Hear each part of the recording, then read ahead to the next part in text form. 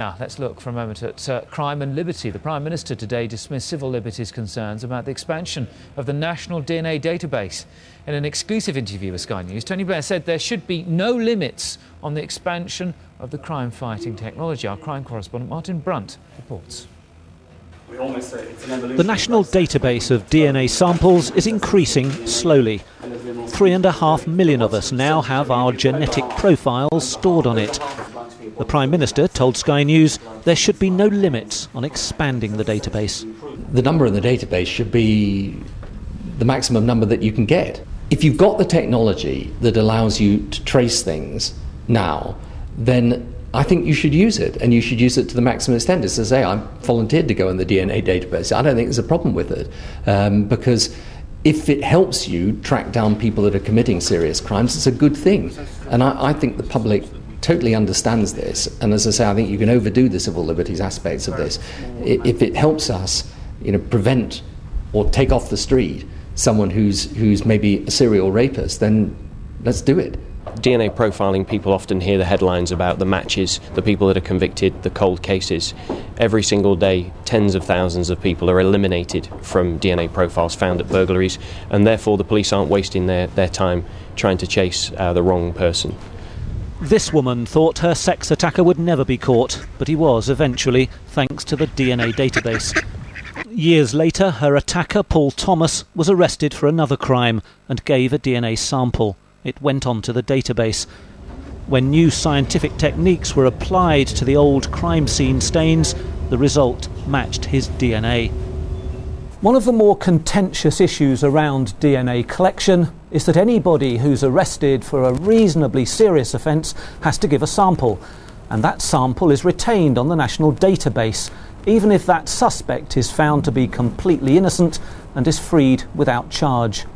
What is the prospect of a mistake being made in this process? Well, the chances are extremely remote. The samples that we use throughout... It was what he wanted to hear. The Prime Minister has championed the use of technology to fight crime, and he's urging all police forces to make more use of it, especially to reinvestigate cold cases.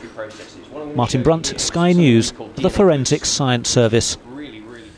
So, an essential crime-fighting tool or an unnecessary infringement on our civil rights? Well, let's speak to a former commander of Scotland Yard's Flying Squad, John O'Connor, and also the libertarian campaigner and writer Sean Gabb, who's on the right of the screen. Thank you both, gentlemen, for joining us. To you, John, first of all. Listening to the Prime Minister talk about it, what occurred to me is if we got everybody at birth to have their DNA taken and sampled and analysed, when anyone committed a crime and left any kind of DNA profile behind, we would be able to establish who it is. Would you be in favour of that? No, I wouldn't. But I mean, I can certainly see the argument for that. But as in all these things, the devil is in the detail. Now, what I think it needs is a much wider debate, and it certainly needs some legislation. Criminal. Now, going back to the DNA database, this will not work. It will take forever to get the thing working, and then it won't be fit for the purpose. But even if it does, even if it does work, it will take us straight into a high-tech police state. That two people can have a go in the debate. Let's bring in John, because you were shaking your head there when he was saying that it wasn't working. Well, why do you disagree? It does work. I mean, it's the greatest breakthrough in forensic science, even greater than fingerprints. Of course it works.